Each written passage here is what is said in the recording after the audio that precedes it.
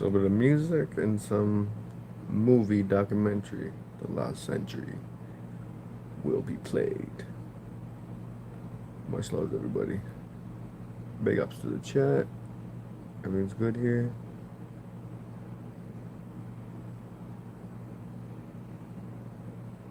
No filter.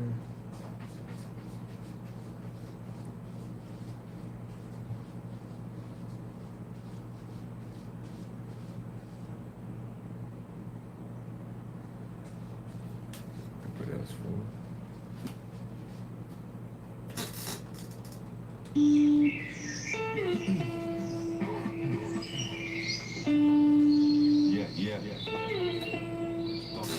Dimensional. Embrace, question everything. What's meant to be is meant to be. The universe works in some very strange ways. A metamorphosis is what I'm going through. I'm really changing, I'm not going through a phase. I'm doing breath work, I'm doing meditation every day. I'm doing sun gazing some days. I'm absorbing all the protons of light. My third eye is activated by the sun's rays. Your mind's a maze, your third eye is at the center. Your head's a temple, go inside, enter. I'm telling you the truth with no agenda. Show no fear, just surrender. Surrender, let go of all your fears. Remember, let go of all your tears. Cherish every moment in life, because eventually everything disappears. Positivity is what I like to see. The best version of myself is what I try to be. So feel free to be cruel, don't be kind to me. Make sure you're telling me the truth, don't lie to me. My heart's locked, I need to find the key. It's my emotions, I need to try release. Real men cry about twice a week. But if I die, please don't cry for me. What's meant to be is meant to be. The universe works in some very strange ways. A metamorphosis is what I'm going through. I'm really changing, I'm not going through a phase. I'm doing breath work, I'm doing meditation every day. I'm doing sun gazing some days. I'm absorbing all the protons of light. My third eye is activated by the sun's rays. You can manifest anything that you desire. You know the universe loves a trier. Every single thing you ever wanted will be yours just when you realize it's nothing you acquire. I'm telling you the truth, I'm not a liar. Everything I do is to inspire. Anything is possible, everything is energy. You need to raise your frequencies and elevate them higher. Resonating on a higher level. Everybody is a god, but nothing special. I'm just raw consciousness, temporarily residing in a human vessel. I've been studying the algorithmic overlays. The way the universe works is really mystical.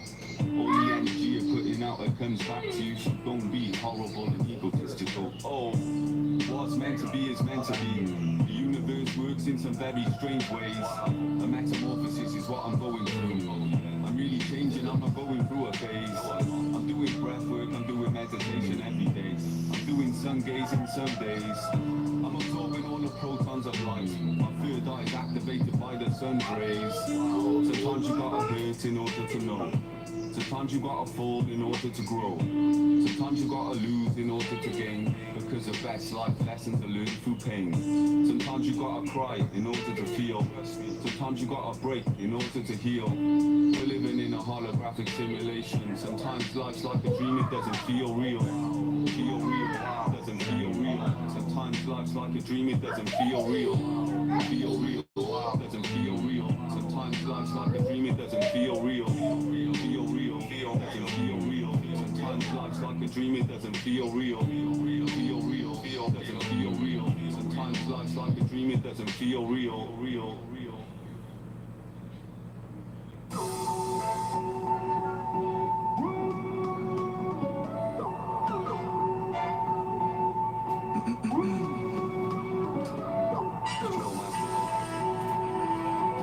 Psychedelic enlightenment.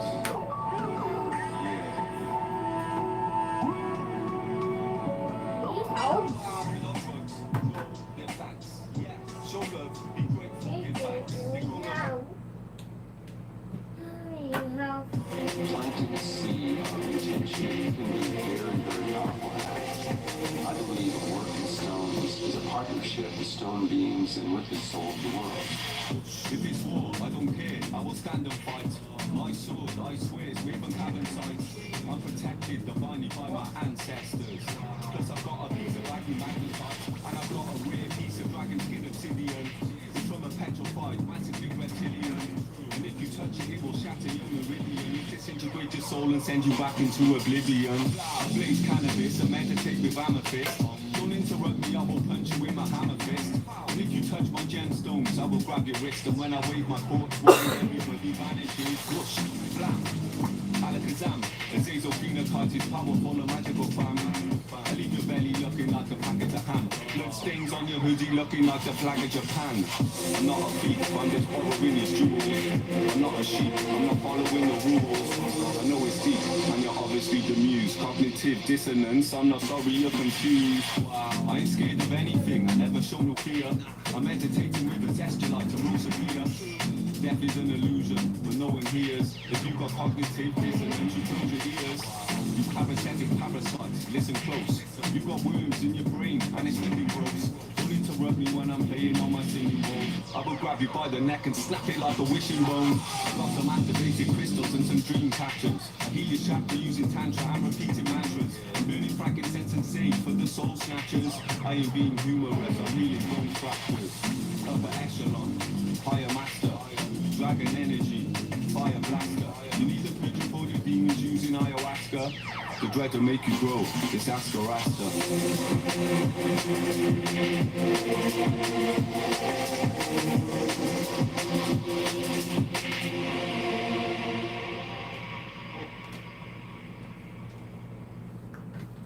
Let's go. I think the one thing I'd like to know Off grid, is off take grid. away. No, we're gonna go over here. Start this movie up.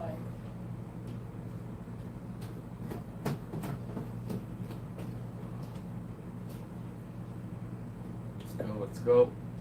The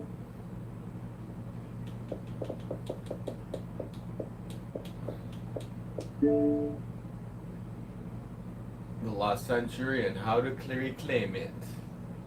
I just came out like 2 weeks ago. Well, 3 stars in that. It's good. We're gonna start up right now. Fred Durst helped doing this.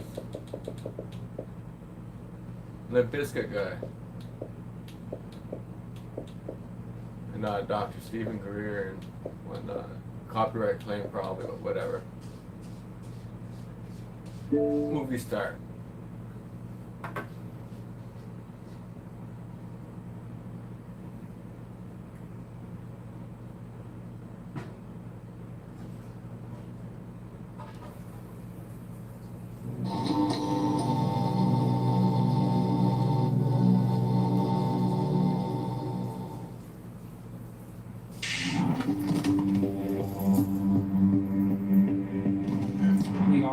Toward the day when climate change could be irreversible. Sea levels already altering the nation's China's capital is choking in its worst pollution of the year. 5% of species will become extinct. Sea levels rising, glaciers melting. If we do nothing, the picture of the world is one of absolute devastation. There's no convincing scientific evidence for man-made climate change. We're spewing 162 million tons of human-caused global warming pollution into it every single day, as if this is an open sewer. Satellite data demonstrate in the last 17 years, there's been zero warming, none whatsoever. It's why, you remember how it used to be called global warming? And then magically the theory changed to climate change? Sure. The reason is it wasn't warming. Computer bombs still say it is, except the satellites show it's not. You're in the beginning of a mass extinction, and all you can talk about is the money and fairy tales of eternal economic growth. How dare you? Drill, baby, drill! Drill, baby, drill! You can have the best capitalism, global capitalism in the world, but if people are dead, they're dead. It's over. Enough is enough. The world is at a breaking point. Catastrophic climate change, biosphere collapse, and a global energy crisis have been met with apathy, denial, and despair. He's going to take everything we know and love clockwork, our corporate overlords present us with two untenable options. Submit to an Orwellian itinerary of energy rationing and population control, or ride the status quo into the abyss. Both sides are right, and both sides are wrong, which means both sides are missing a critical piece of the puzzle. Since the early 2000s, we have seen an increasing number of unauthorized and or unidentified aircraft or objects in military-controlled training areas and training ranges and other designated airspace. Some of them appear to remain stationary in winds aloft, move against the wind, maneuver abruptly, or move at considerable speed without discernible means of propulsion. That's pretty intriguing. I think I would, without discernible means of propulsion, I would say that we're not aware of any adversary that can move an object without discernible means of propulsion. The phrase unidentified flying object is a deliberately obfuscating term. What it really is an alternative energy and propulsion device. This is the real reason for the secrecy. These technologies, if they were disclosed, would end fossil fuels, pollution, and poverty overnight, and usher in a new era of abundance, freedom, and peace. Instead, they have been kept secret for over 100 years. Dr. Stephen Greer, the world's leading expert on UFOs and extraterrestrial intelligence, has been advising presidents and heads of state for 30 years on the urgency of the situation. We don't have much time left.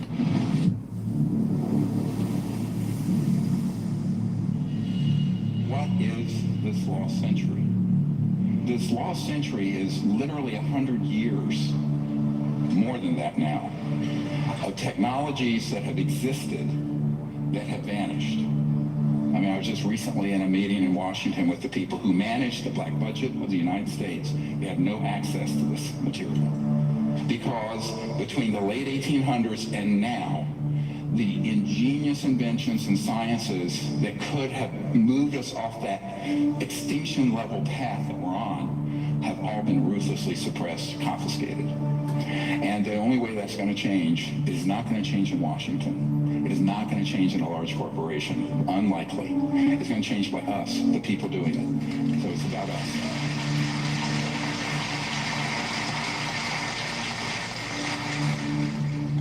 Let's look at this. You know what this is? Yeah, this is a fucking drone, bro. There's a whole fleet of them. What's on the NSA? My God. They're all going against the wind. The wind's 120 knots from the west. Oh, big dude. This is an alternative energy and propulsion device. These are things that have existed all the way back to the 60s.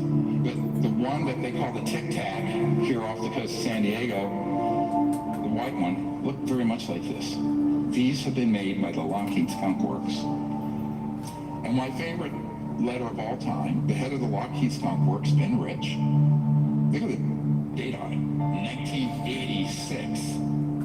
It was an answer to a letter someone wrote and says, are these UFOs man-made or extraterrestrial? And he says, many of our man-made UFOs are really unfunded opportunities, meaning if they was released for public use, it'd be an enormous industry.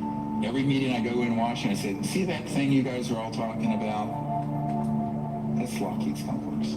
They have left us behind, and everything we see out in our world today is absolutely a construct. It's an absolute construct. The internal combustion engines are obsolete.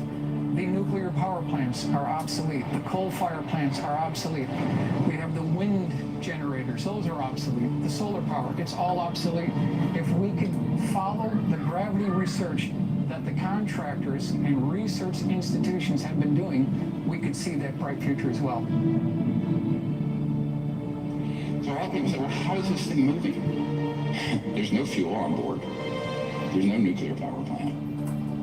There's no jets, no rockets. Well, way back in the 40s, Dr. Casimir, he predicted, and later it was proven in the 50s, what's called the zero-point energy field. Zero-point energy or what Nikola Tesla called radiant energy, is the most profound and transformative gift that the quantum world offers us. The seemingly empty vacuum of space is actually a roiling sea of virtual particles fluctuating in and out of existence, and all those fluctuations require energy. If we could tap into this energy source, we would unlock a virtually unlimited reservoir of clean, free energy. Extraterrestrial spacecraft are known to harness zero-point energy. The U.S. scientists is understanding what this was. It was an energy device that used zero-point energy. That's what they referred to as zero-point energy. And it was connected in such a manner that this device could power, from very small flashlight or very small watch up to a city. And power was determined by what the demand on it was. The implications of free energy go far beyond bringing monthly electric bills to zero or running a car without gasoline. Most of the cost of making anything, from growing food to building a skyscraper, is the energy of pulling raw materials out of the ground, shipping, processing, shipping again, and so on. If the cost of energy goes to zero, the cost of agriculture and manufacturing becomes negligible. Other critical solutions, like water desalination to end drought or air purification, both of which are prohibitively expensive due to energy costs, would suddenly become viable in a free energy paradigm. A new world where humans live in perfect harmony with nature is possible within our lifetimes. But this would mean the end of oil, gas, and coal, as well as the centralized power grid and the global macroeconomic system, which will stop at nothing to protect the hundreds of trillions of dollars at stake. The consequences of keeping all this secret. We're in the process right now of doing something that I term planeticide, the deliberate killing of an entire planet with malice aforethought through greed and stupidity and power.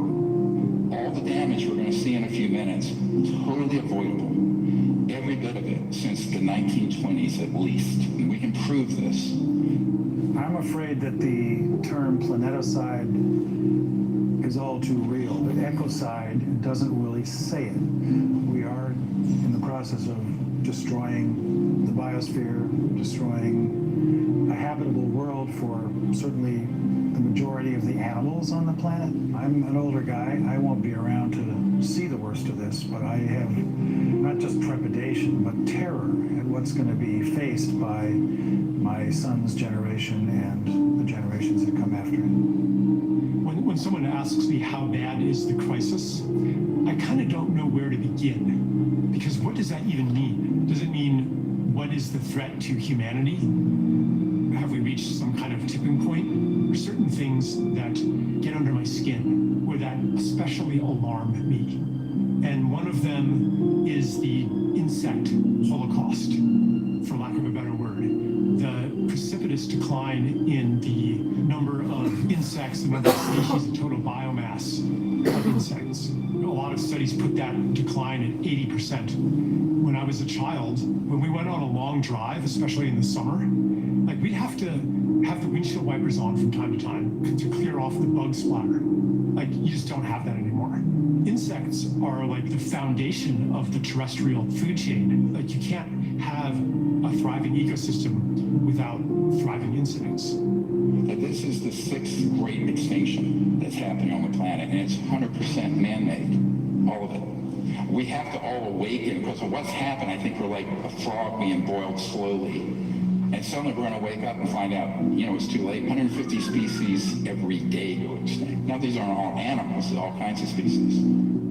The planet has been dying at human hands for a long time. A naturalist I like, J.B. McKinnon, he calls the world a 10% world as kind of a poetic expression of how much life has declined. So there's maybe 10% of the whales that there were 500 years ago. and the seabirds and the wetlands and the mangrove swamps, you know, and the fish biomass. We don't even know what we have lost, although on some level we feel it. This is part of the despair, part of the alienation and the anguish that sensitive people feel. The ice caps are melting. The oceans are certainly going to rise. They could rise as much as 20 feet if we have the big ones melt. This is all the way back in 1958, and there was a full-page color ad in Life magazine. Everybody was reading Life magazine at the time. And it's by an oil company which was the predecessor of Exxon, which was called Humble. Each day, Humble supplies enough energy to melt 7 million tons of glacier. Here they're bragging about it in 1958. So this company gets rebranded as Exxon in the 1970s. And in July 1977, they have a meeting inside Exxon headquarters where their chief scientist, James Black, is showing slides that are warning that burning fossil fuels are going to eventually endanger all of humanity. They know this in 1977. Present thinking holds that man has a time window of 15 years before the need for hard decisions regarding changes in energy strategies might become critical. Well, those 15 years were up in the early 1990s. Look at this. How long ago was it recognized that this was a disaster? Senior scientist at Exxon, 45 years ago. And actually it was known before then. This is insanity. This is a civilization gone mad. These companies have really not been held accountable. We've lived in the fossil fuel economy now for more than 100 years.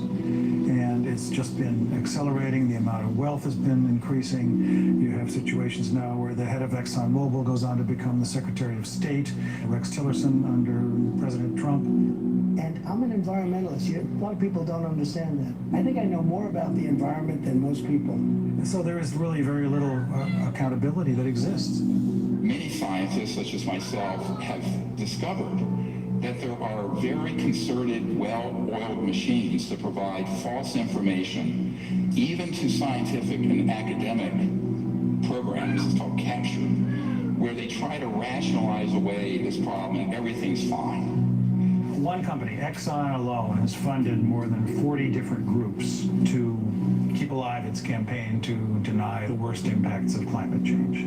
There was a guy named Martin Hoffert, and he's a professor of physics at New York University, a consultant to Exxon for their climate modeling during the 1980s. And he said this: the advertisements that Exxon ran in major newspapers raising doubt about climate change were contradicted by the scientific work we had done and continued to do. Exxon was publicly promoting views that its own scientists knew were wrong, and we knew that because we were the major group working on this. This was immoral and has greatly set back efforts to address climate change. Here's a case where the Canadian government ordered the scientists not to disclose the extent of it. So what you get in the media is a very sanitized version of this problem, which many people believe we may have already gone over the edge of the red line, how far we can go without a safe return to a sustainable civilization. China is the world's biggest greenhouse gas emitter by a huge margin. And if there's anything clear so far coming out of this year's Communist Party Congress, it's that coal is having a bit of a revival in the world's second largest economy. A senior energy official said China will give full play to coal as ballast in the country's energy mix. Why are we digging stuff up out of the ground when we haven't needed to burn coal since about the 1920, 1930 time period? Here's your solar panels. I had to replace my solar panels with more, and they all end up in a landfill and they're toxic. You know, we're working in a paradigm, whether it be fossil fuels or what is being proposed as new energy, that isn't going to work. I'm certainly not opposed to renewable technologies, but you know, they are dependent on weather. They're dependent on how much wind there is in an area, or they're able to harness of the sun, and they cost an awful lot to bring up to speed. No environmentalist wants to see vast landscapes converted to biofuels, or pit mines to mine silver and cobalt and lithium, wind turbines that kill birds and mar the landscape. This isn't what we signed up for, but this is what happens when we abdicate our relational care for every place and ecosystem and being on Earth, and transfer that onto yet another quantitative cost-benefit paradigm.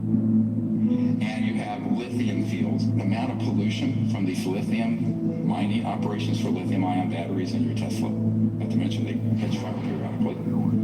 Now, fair enough, I'm an emergency and trauma doctor.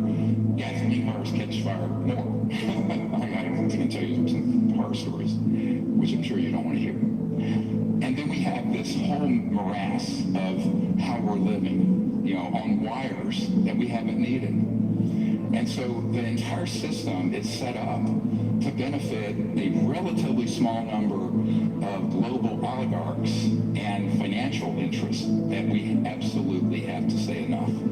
They've had 150 years to do this. If we want to live among other life in the future and not in a concrete hellscape where we retreat into virtual worlds to compensate for the loss of what is alive, then we have to change our ways. And we have to start acting from our care for life. Most of you know that there are these nanoparticulate plastics that are in the entire food chain. They cause cancer, they disrupt hormones, they damage your brain. And why? Well, if we had quote-unquote free energy systems from what we're going to describe as zero-point energy field, you would never have to have anything wasted because you have 100% recycling because the cost of the energy would be zero. And then we have all these famines happening around the world because of the absolute social injustice of a system that is driven by greed and scarce resources. When, as Tesla pointed out, there's an infinite amount of energy to be tapped in what is now being quantified as the zero-point energy field. How do you tap it? Now, mainstream science says it can't be tapped. It's there theoretical, not true. And you're going to find out how untrue that is. International Panel on Climate Change, which issues annual reports about the dire state of things that we're facing, it says in their latest report that over the next decade alone, between 32 million and 130-some million people are going to be driven into poverty because of the changing climate in their countries. 3 billion people, almost half the world's population, has no way to cook their food. They have no way to heat. But what they're doing, they have to survive, is cutting down the rainforest and cutting down the scrub and shrubs in the desert. And you have what's called the desertification, where you have the growth of deserts going on exponentially. You can take maps from 40 years ago and now and just see the growth of this dead zone. Why? You have 3 billion people that don't even have, even if they had access to fossil fuels, they don't have access. This is how they're living. It's not only that 3 billion people don't have access to energy sources, it's also that their way of life is under constant assault by our own, primarily through the financial system that imposes debt through development loans and other mechanisms on most of the world, who then must, in order to meet the debt payments, must convert their environment into commodities and their time and energy into labor for the global marketplace. So if you don't include those kinds of issues, and you're only talking about let's bring more energy to the world so that we can raise them up to be like ourselves. Come on, it's not working. Being like ourselves is not working. Look at the depression, look at the suicide, look at the addiction, look at the obesity, look at the despair. This is not a fit destination to evangelize throughout the world. We need some humility here. The dire emergency in East Africa, the drought there exacerbating the hunger crisis. As many as 20 million people could be starving by the middle of this year, half of them children. Yeah, I firmly believe there can be no peace on this planet without justice. And there can be no justice when half the population of the world is required to live in abject poverty. It's a direct result of the world's energy system. So I always liken this, we're living in this sort of the Truman Show. It's a perfect metaphor for the world we're living in now, where, you know, the people who are saying we need more oil, gas, and coal until we get something to replace it, they're right. Look what's happening all over the world. On the other hand, the people say we can't just keep drill, baby, drill, and burning oil and gas and coal because we're destroying the biosphere. And they're right. Now, when both sides are right and both sides are wrong, someone's been had. We've been had by people who want to deceive us and think that we're actually having a legitimate debate about energy and the environment. We are not. We're all Jim Carrey living in this Truman Show, a construct. So everyone's saying, well, you know, we don't have enough fossil fuels coming out, and the density of energy from solar and wind isn't enough, so let's build more of these. Well, then you're stuck with 1 million years of toxic, life-killing waste from nuclear reactors. Greenhouse gas emissions would only decrease, according to a recent study, by 4% if we double the amount of energy that we're getting from nuclear power by 2050. Well, that's not a very good statistic to think about. Most people think when nuclear power plant is running that you're somehow getting energy from the atom directly. No. What you're doing is splitting the atom, as it were, creating a lot of heat that boils water, heats water. It turns a steam engine like a choo-choo train in 1849 coming out to the gold rush in California. That's all a nuclear power plant is, except they're stuck with 1 million years of waste. And this is the other problem. The distribution of the power from the point that you have the primary source, by the time you generate it, transmit it through the inefficient transmission lines, and then you're wiring in your device or your home, you've lost at least 66%.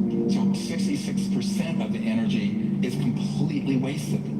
So here's your energy grid. 12% is a new renewable. The rest is the old system. So if you plug in your electric car, 88% of the power is coming from gas and oil and coal.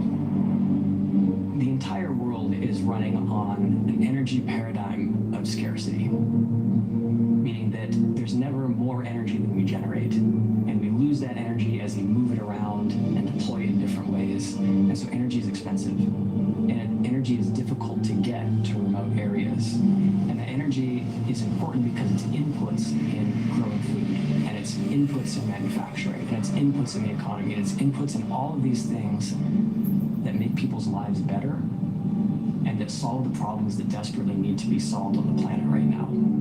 Over unity is a very simple idea. It's that you're getting more energy out of something than you're putting into it.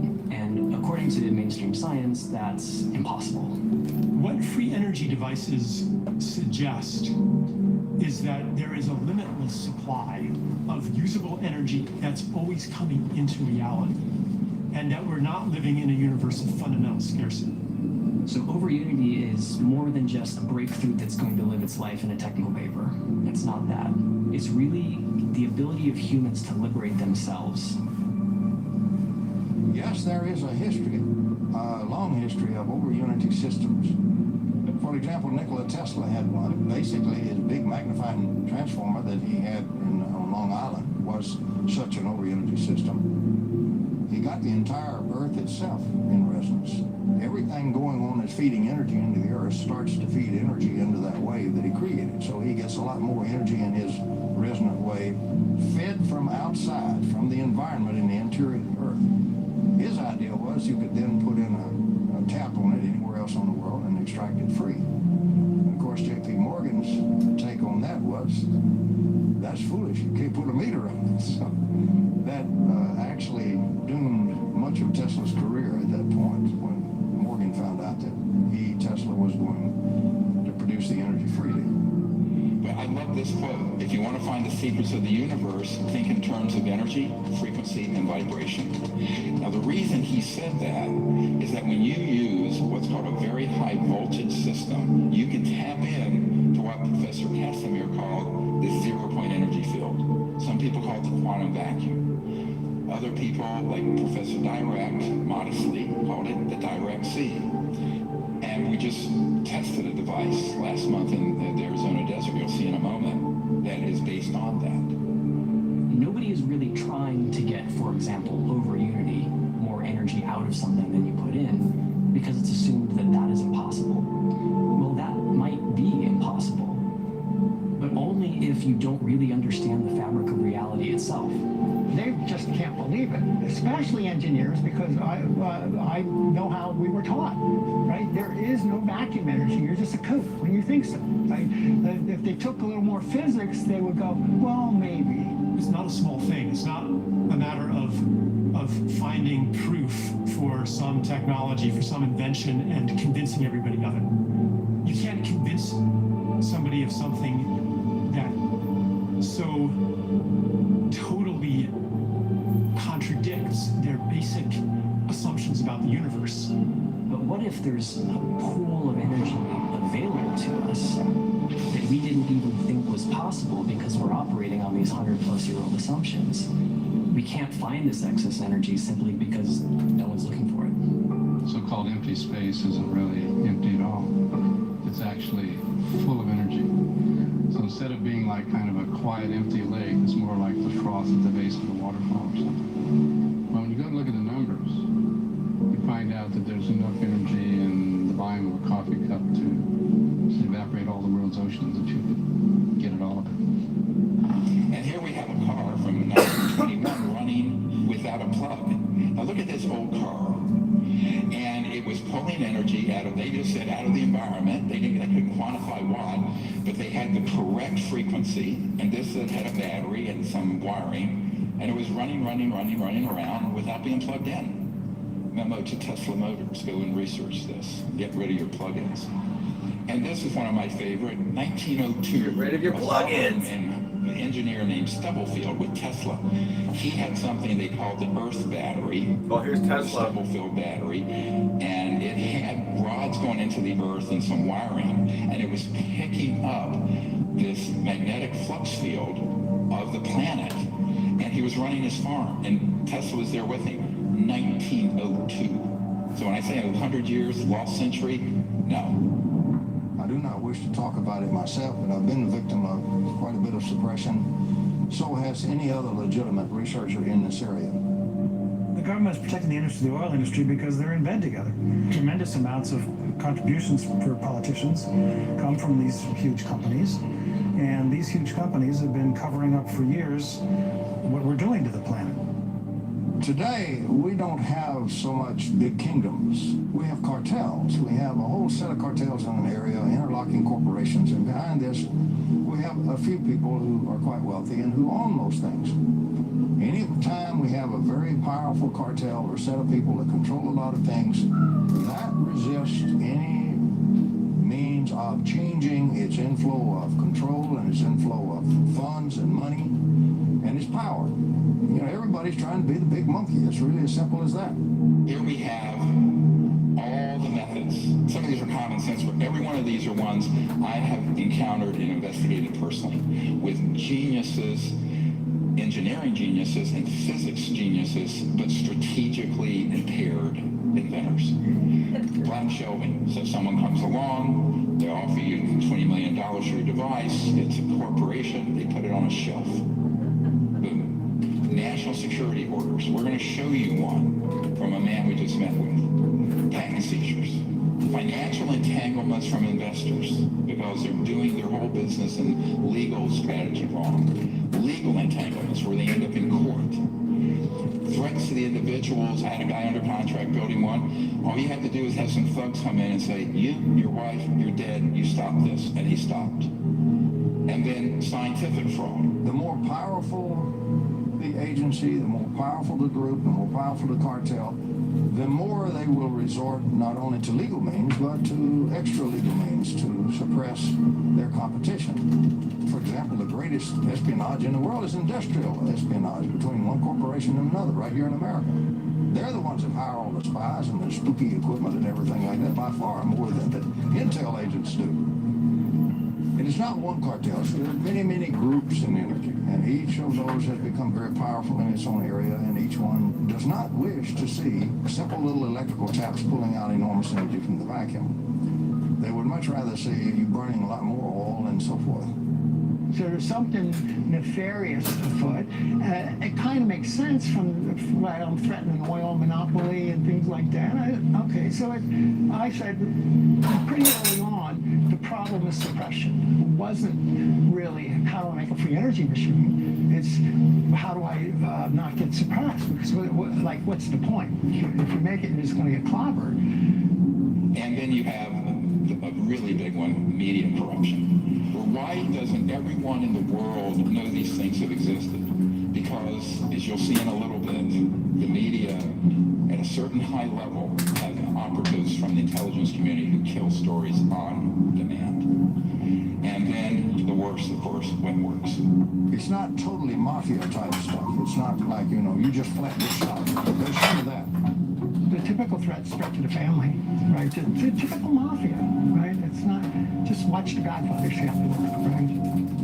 There's an interesting record of people that have come up with new alternatives to the oil and gas industry who have met untimely demises. I don't know if you'd say that's true in terms of Nikola Tesla specifically, but he was hit by a taxi cab back in the early 1930s and didn't die immediately, but then died alone in a hospital room a few years later. When they found out that Tesla had passed away in the Hotel New Yorker, they came in, they had the manager of the hotel open the safe, and they took all of Tesla's papers. So here you have an actual FBI document, and the Department of Defense is demanding they turn over what they seized in 1943. Now, this used to be an urban myth. Oh, well, he had these secret inventions and papers, and the government stole it. No, it's right here. That technology and what was in those boxes, what was written in those papers, we do not know, and we may not ever know. So they go in, the FBI takes it. Here the Department of Defense, years later, is saying, we want all those papers that you confiscated in 1943 upon Nikola Tesla's death. And then you have just flat-out patent confiscation through national security orders.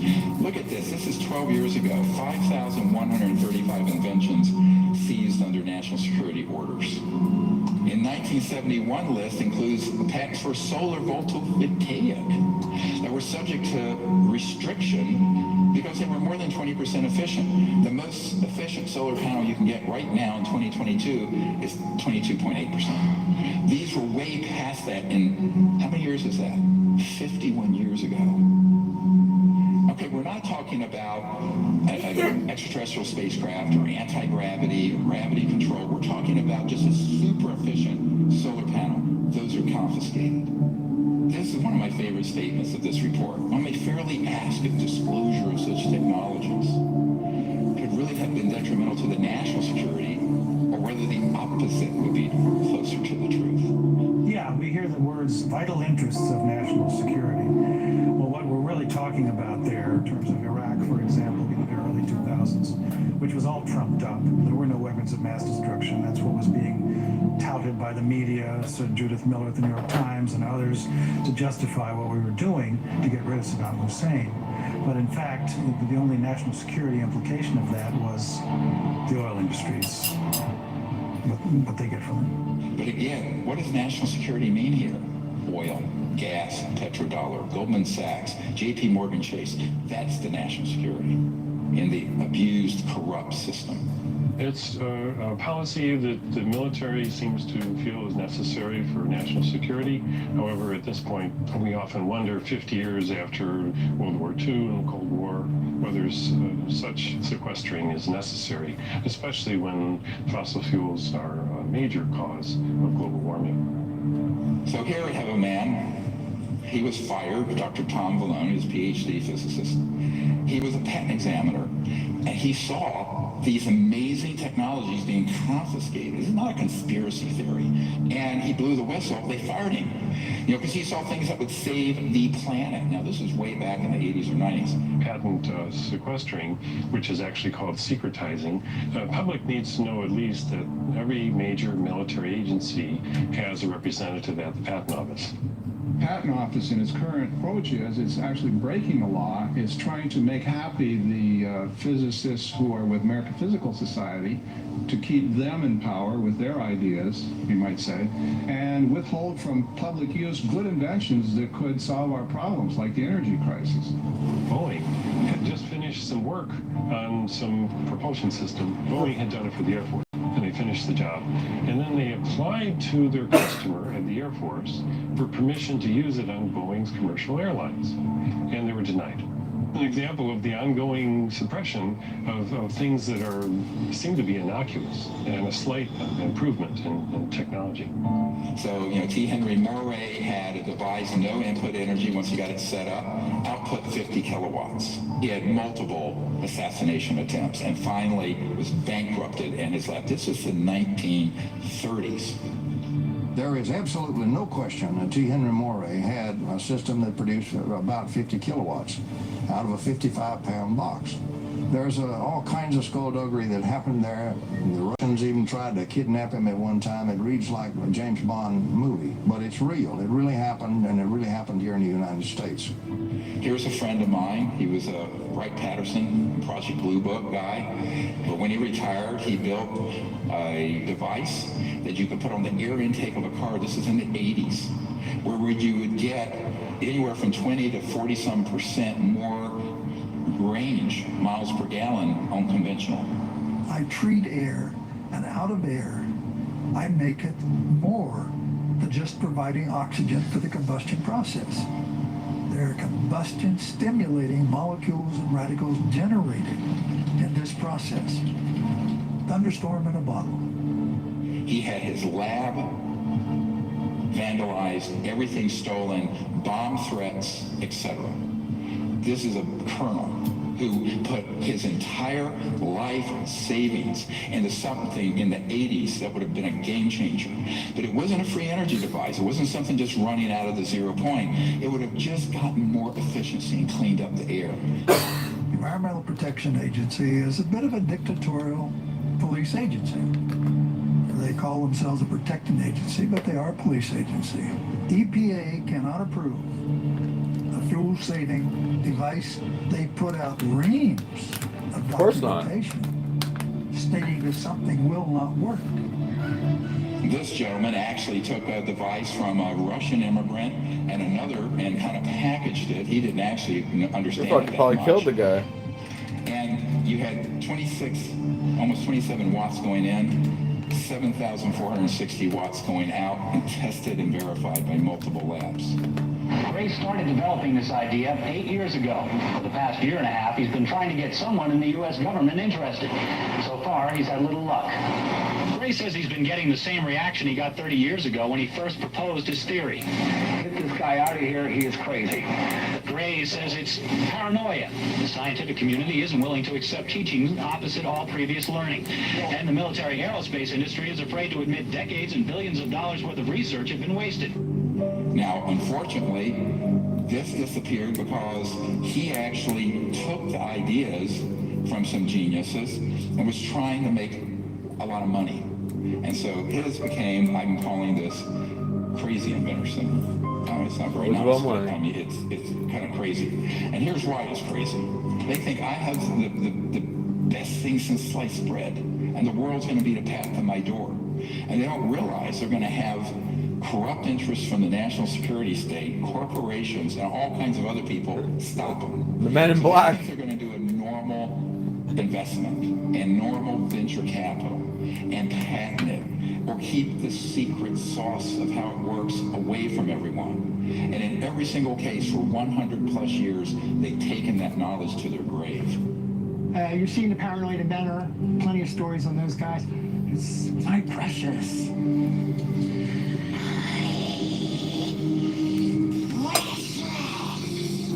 Oh, yeah?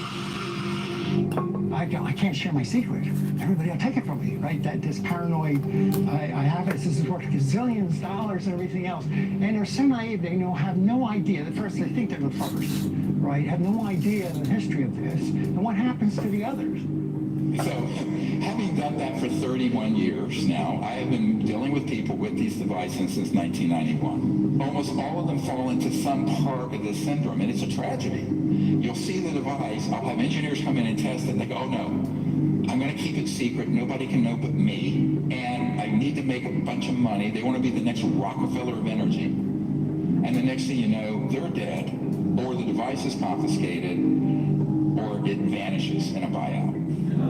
So this guy had the same problem. He had a device, they have it there still running, but they think that no one can do this with them. They're buying into the paranoia. My answer is open source it, dump it on the internet, blockchain, or any way you can. You have no patent, no intellectual property. The whole world knows about it, and every scientific lab in the world can reproduce it. We're going to get to this strategy in a minute. That's how we got to do that.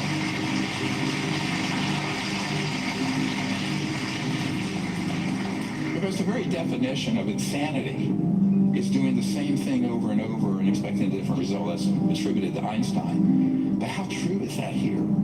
So we have to change our strategy. Many of these inventors are really good at the technical stuff, but they're not great communicators. This power is something I have given my life for you, the people. Now, set up this demonstration for y'all. You don't have to be a rocket scientist. They're not good at business. They're not. Like, God can make technical geniuses and he can make business savvy people, but rarely do the two come together in one person. This story is fascinating because he had a tiny, 17 watts, like a 20 watt light bulb. It was putting out 200 watts, 10 to 15 times more output than input. And this is in the 80s, this is 40 years ago. Not convinced, probably on the first 3 times that I saw the device and saw it tested,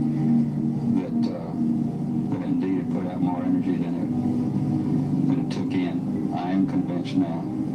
I was a little bit prejudiced, and like all people that come up with devices like this, you think they're wrong, and so you go down to prove them wrong if you're that interested. And I was not able to prove him wrong, nor were the people that I was with able to prove him wrong. And here's what happened. He kept the whole thing so secret. He was going through a patenting process, but even the patent application left out a lot of the secret sauce. Most of these inventors do this.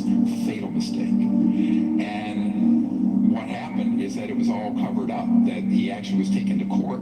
Patent office said, even though he had proof that it worked from multiple very esteemed scientists, patent examiners, that proved that the thing actually did as he said it did, and he got nowhere. He took this to his grave. Look at this video that you're going to see in a moment.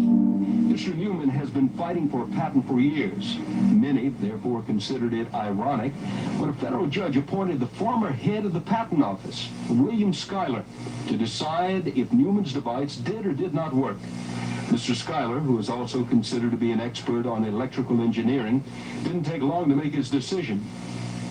In a report of the special master, Mr. Schuyler states, evidence before the court is overwhelming that Newman has built and tested a prototype of his invention in which the output energy exceeds the external input energy. Therefore, there is no contradictory factual evidence. For the layman, that means the machine works. The expert then goes on to say, the Patent Office finding that such a machine is impossible is clearly erroneous. Mr. Schuyler also found that the Patent Office intentionally did not consider the formalities of Mr. Newman's application for a patent. Why wouldn't you go along, again, with a master that's former head of the Patent Office, who has credentials that the judge called outstanding? Why wouldn't you go along with the man that you recommended in granting a patent? You ask mean questions, don't you? I think you'd have to address that question to our present commissioner. Are you acting on his orders? You might say that, yes. There you go. Operability or utility is a rejection that virtually none of the patent examiners, and there's almost 5,000 of us, were allowed to use in any of our applications. The supervisor particularly always said that, that's something only if you're dealing with energy inventions. So what we find is that throughout the patent office, that rejection for something that we personally would feel would not be operable, was not a judgment we were allowed to make, except if we're in that security department that deals with energy and propulsion types of inventions. Here we have a brilliant device, again, almost 40 years ago. Look at the input and output. Tested over and over again, 0.3 milliwatts. Output, 223,000 watts. That's 22.4 kilowatts. That's plenty to run your car, your Tesla motor. Now, continuously output if needed on demand. So this little thing that looks like a cigarette pack, when he died, under mysterious, they said a heart attack, it's all kinds of evidence he was killed. This is real, usable power. It's stable. It is not transient. It is not noise. And it is not any other kind of spurious effect. This is a real effect. It's all coming from that little tiny box sitting behind 500 watts of power. Behind the lamps, that little box is putting out all of that power, well over 500 watts, and yet it is receiving less than 1/3 of a milliwatt of input power. This is April 30th, 1987, at about 10:30 p.m. in the home of Mr. Sparky Sweet, the inventor of the very first vacuum triode. This is a most historical occasion. I was altered when I saw it because my view was that you could be anywhere then in the universe. You could be in a cave, you could be anywhere, and you had energy. This was overwhelming to think that I could have energy and the whole world could have energy. That all of a sudden we were on equality economically. We didn't have to worry about the energy sources. The rest of that power is coming out of the surging energy of the vacuum. And this little box that you see right here, solid state, no moving parts, is the vacuum triode that's doing this very practical and historical work. He was shot at once with a silenced rifle from about 300 yards. The only thing saved his life was he was an old guy and very feeble. He was stumbling as he coming up the steps and he fell down. He just fell down on the steps, caught his foot and fell right forward. And as his head went forward, the bullet went right by where his head was. And of course, the assassin was never found. This guy called me up. He said, we really need your help. And I said, the only way you're going to do this is that you disclose it, all of it, open source it, get it out there. I will see that we get it out to the entire scientific community. He says, no. Bahama, my precious. And I said, dude, you're going to take this to your grave. He took it to his grave. Yeah, it's gone. This very distraught lady who's Sparky's wife, she's saying Sparky's dead. And she said two strange men, she called them strange men, showed up at about 5 o'clock the night before. And they stayed for a little while and then they left. And Sparky, an hour or two later, having a cup of coffee, the Men in Black showed up. Over onto the floor, called the ambulance, and she was 75 years old. They would not let her in the ambulance. And the ambulance then called her back about 20 minutes later and said, we don't think he's going to make it. And that was the end of that until the next morning when she called my sister-in-law and talked to her and said, there are men here that said they're FBI and they got black vans and they're taking all this equipment. What should I do?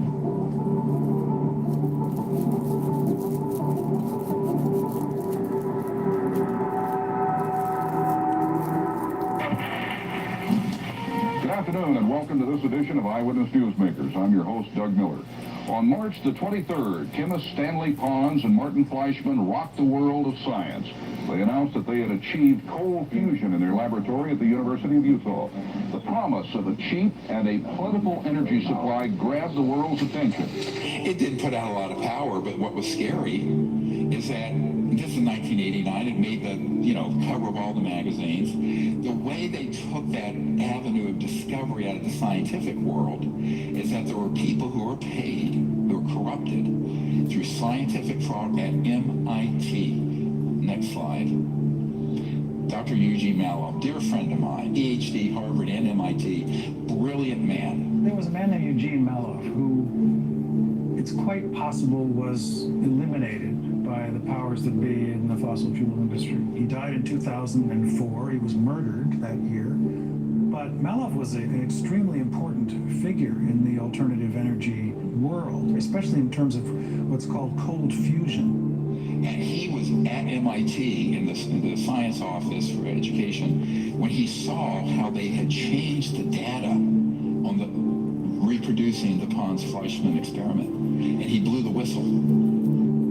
I inadvertently was looking through some piles of paper that had been given to me in a casual manner by all of these hot fusion physicists as they were trying to do their calorimetric repeat of the Pons-Fleischmann experiment. And to my utter astonishment, I can remember sitting at my desk in my study and actually seeing these two sheets of paper, one dated July 10th, 1989, and another dated July 13th, 3 days apart. The difference between July 10th and 13th was dramatic. And I was stunned. I couldn't believe what I was seeing. It looked like monkey business to me at the time, and it has turned out to be exactly that. It was a lower echelon person in the Plasma Fusion Center at MIT, one of the 16 authors of a scientific paper done under Department of Energy contract that had altered data. And that data is scientific fraud as far as I'm concerned, and many other people are concerned. And it was, it was hell on wheels. Finally get someone who brings him a 0-point device, solid state, no moving parts. And I said, Gene, we need to get this out to the public very quickly. Oh no, they want to keep it secret. I begged him and I begged him and I begged him and I begged him. He was beaten to death when he was over at his parents' home and was killed, murdered. Made to look like some thugs. They were thugs, but it wasn't a random murder. And the device vanished with him. Good friend of mine, dear friend. What we really had was a threat to the scientific establishment. The threat of it even being implied as real and having monies, shall we say, being diverted from their favored programs. And that was a threat. No question. It was an actual threat of that happening.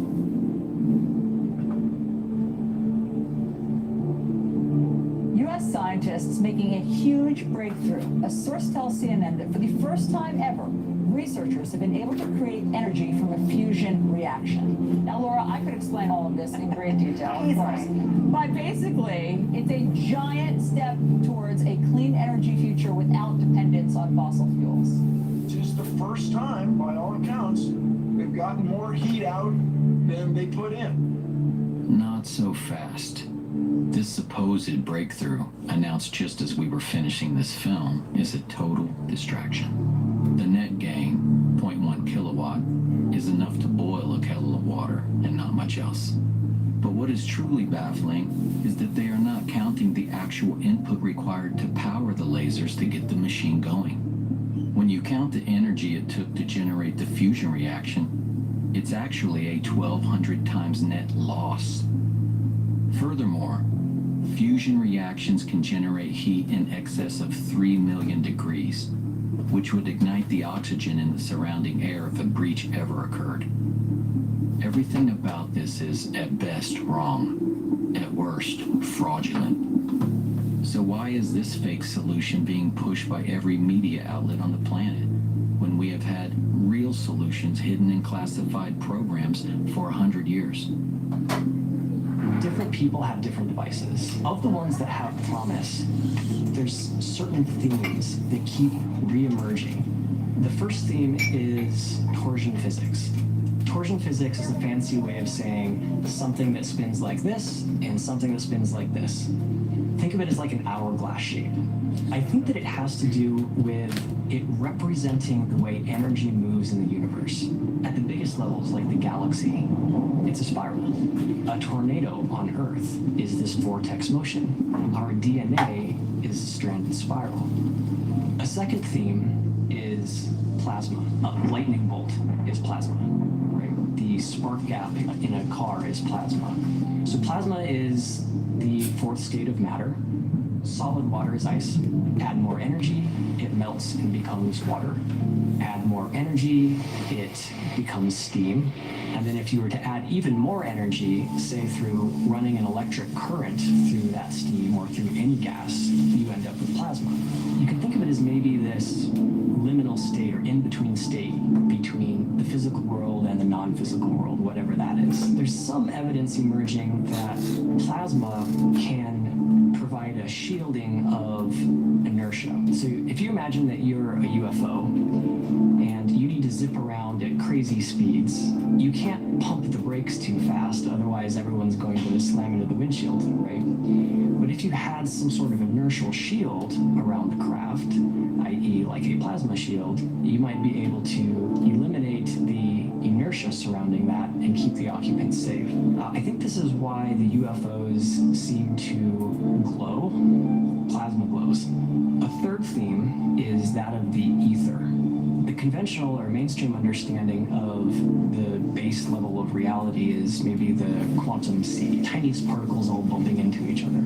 The ether conceives of this differently. It says that there's a kind of a fluid geometry that is the base layer of physical reality, and that to understand that fluid geometry is to be able to really understand electricity, magnetism, and gravity. And this, according to Tesla and others, is the key to really understanding what he was getting at with all of his wireless transmission of energy stuff. But I believe that we're going to see something like a return of the ether. It won't be called that, but it'll be something like that that's going to enable us to make much more progress in these areas in the coming century. This gentleman, he had a car that would run on water, but it had to be modified. A local inventor has discovered a way, hear this, to use water to run your car. It's a major breakthrough that will no doubt make motorists happy. And as Ralph Robinson explains, the Pentagon is also showing lots of interest in this project. And he always kept that secret. He had a patent that he falsified the voltage and the frequency cycles per second because he didn't want anyone to reproduce it and leapfrog him financially. Again, this crazy inventor syndrome. And what happened, and when he passed away, there was a whole warehouse full of floppy disks and papers and everything, and his heirs wanted to sell it off. What people didn't realize is that this car was the least important thing Stan Meyer had. He had a toroid, and the toroid was a donut-shaped electromagnetic device that had had a national security order slapped on it. Because I was going to get it and openly disclose it. The scientific establishment may have ignored the likes of Meyer. The powerful military-industrial complex certainly hasn't. Over the past 10 years, Meyer says he's been quietly approached by many influential organizations who would never admit publicly to their involvement with him. This was a disaster. If we had a few $100,000, we were going to offer, but we made it clear we were going to open source it. Well, they had a group, an engineering group from Michigan come in, who had a lot more money because they had a big backer. And they were going to monetize it, keep it secret, try to repatent it, all the usual crazy ideas, which would be great if you're just developing a new software program, but not something that's going to change the world forever. Can't do it. They were working on a couple years. I get this hysterical call. He says, Dr. Greer, we need your help. We need your help. He says, they're on the run for their lives. They've been sabotaged. They've had death threats. And my advice was, forget about Gollum and be in my ring, and my precious ring. In this case, it was literally a precious ring. Just put it out there. I will help spread it. We will build these up independently, have labs test it, and you cannot put that toothpaste back in the tube. You squeeze it hard enough. He says, yes, you're right. It's probably the only way, but they think they can find a safe country to go to. I said, you're going to have to go to another star system, my friend.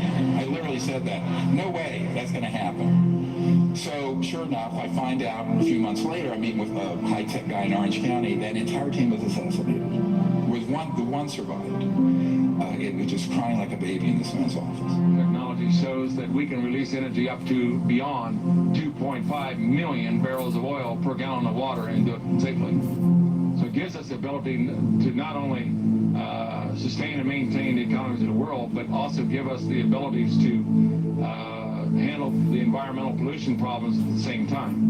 This sort of encapsulates, 5 or 10 of the suppression techniques, all the way from murder to crazy inventor syndrome, falsifying your patent, trying to make money first instead of proving the science first, etc. And of course, he took this to his grave. He was poisoned and killed at a Cracker Barrel. An ignominious death, as ever I heard.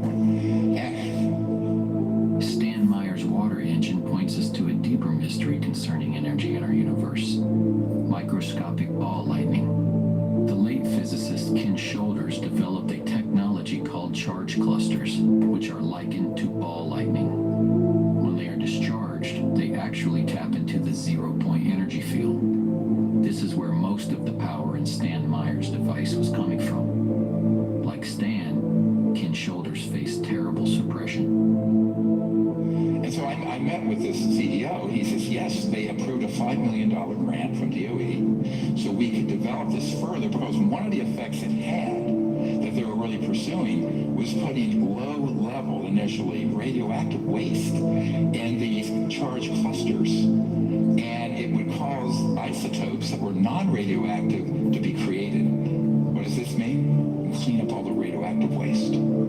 However, the phenomenon, the reason it was doing it was that it was actually activating, as it were, this baseline energy field that's at the fabric of space and time. And that's what they didn't want out. So in the rarest of events, that grant was published, and these vicious people who want to keep all this stuff secret went into the Secretary of Energy's office and said, pull that grant. And they pulled it.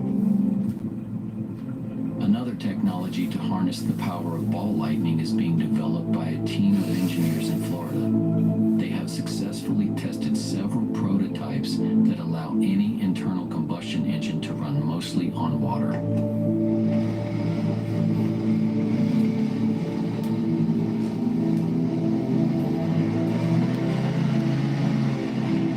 little quicker, huh?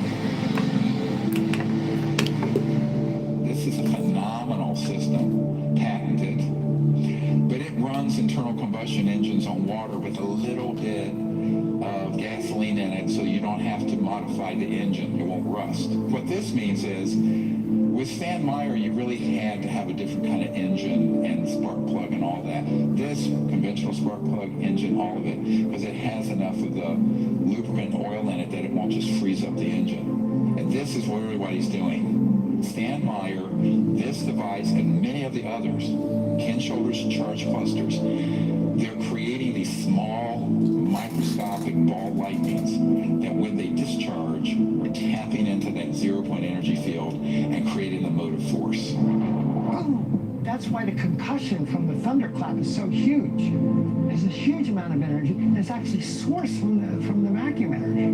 All the dots connected. This is what's happening, right? So we need to make the thunderclap engine. Many times breakthroughs are made because the inventor or the scientist was inspired by looking at nature.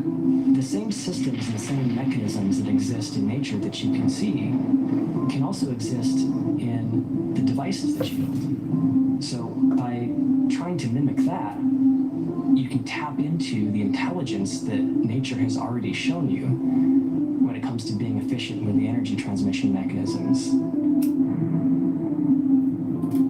Another current technology was recently investigated by Dr. Greer and his engineering team at an undisclosed location in the Arizona desert. 1, 2, 3, 4, 5, 6 magnesium alloy specially configured plates. This thing's the size of a nice-sized shoebox. The circuitry you see on the right is a misdirect because the guy has crazy inventor syndrome and thinks he can keep it secret and make $1 trillion. You don't interfere with the big, powerful people. You don't put them out of business. They're still in business. They still have those 50-year leases on the lines and all the power transformers. You'd be able to get one of my power plants, just replace a coal-fired plant. You know? But it wouldn't be big news or anything because I'm just selling the electricity to them. Okay? And then they're going to say, wow, we're making more money at this plant than we are the others. So they're going to put them around. You see, they're not going to let me in. They're going to fight me tooth and nail. But I'm going to be very sneaky about it. This thing, for 3 years, had been sitting in this near a chicken coop in his backyard out in the desert, putting out 3 kilowatts of power continuously, and we cranked it up to 5 kilowatts. No input power. And it's running off the magnetic flux of the space around it that he can tune to any place on the earth so it's correct, and boom. This thing, solid state, no moving parts. We just saw this. But he's a textbook case of making every wrong decision. Tried to patent it. Well, you'll see in a moment what happened. He ended up getting put in prison for a week. He has had sabotage, death threats, murder of people around him. Yeah, I spent 8 days in that jail. When I went before the court, the judge said, come here, John. He says, read this. You sign it, you go home. You don't sign it, you go to jail. And all it was is I would not ever in my lifetime, ever, through me or anyone else, if anybody else is manufacturing these, I'll go to jail. And here's the secrecy order he was slapped with. But look at the date. 1984. It was 40 years ago. So you're doing the same thing, patent office. People think this is a myth. No, here's a secrecy order. See, so I don't want to go through that again. Scared my family and everybody. So now what we're going to do, going to be very quiet. I'm going to build my 1 megawatt. It'll take 2.5 years to build it. Because it's very complicated. I got to acclimate it to the earth. Technologies like this and countless others will never see the light of day without a radically new strategy. Dr. Greer is preparing to launch a multi-centered, state-of-the-art research and development lab that will develop zero-point energy technology, live streaming 24/7 for security and transparency. All research results, data, and plans would be released to the world open source, freely available to the public and the scientific community. This will require broad public support to make this a reality. With this strategy, zero-point energy is achievable, but it is only half of what has been suppressed. Now we get into the really cool stuff. Look at the dates. 1919, Kapowski-Frost experiment, where they actually had high-frequency systems where things levitated, defying gravity. And then T. Townsend Brown, and he had very high-voltage systems, electrogravitic, they call it, where high voltage would cause this lift effect. And it would actually create, if you will, a bubble, an electromagnetic field that would allow an object to move at enormous speeds and free of the forces of gravity, what's called gravity control. An Office of Naval Research report on T. Townsend Brown's electrogravity device includes a transcript of a conversation between Major General V.E. Bertrandius and Lieutenant General H.A. Craig. remarks, "It sounds terribly screwy, but Friday I went down to a place called the Townsend Brown Foundation, and believe it or not, I saw a model of a flying saucer." Townsend Brown was an independent experimenter, and he actually worked on, as you can see, very large replications of saucers that he believed were vital for a different type of propulsion. The big question is, can I prove this? This I consider to be a very serious Rosetta Stone. This is Young Man magazine. The article is titled, "The G Engines Are Coming. By far the most potent source of energy is gravity. Using it as power, future aircraft will attain the speed of light." Now, in this article, they give you the names, they give you the time frame, they give you the dates, they give you the defense contractors, universities, and research centers that are actively pursuing cracking the gravity barrier. They talk about the Lear Corporation, the Sperry Rand Corporation, the Bell Aircraft Corporation, all trying desperately to crack the gravity barrier. And it's clear from the eyewitness testimony, they've done it. And then we have Michael Schratt to thank for this, great archivist and historian, and he's found these journals that date from the 50s, 1956, where the big buzz in the aerospace industry was anti-gravity, quote unquote, these G engines, gravity engines. And this was actually in the open literature until they figured out how it really works and it all went black. Now, where did they get the technology? This was an interesting crash retrieval. This is prior to Roswell. This is November 1946. This was seen by a courier who went to Wright-Patterson Air Force Base, and he had a guard, an MP who he was friends with. And this guard said, "You know what?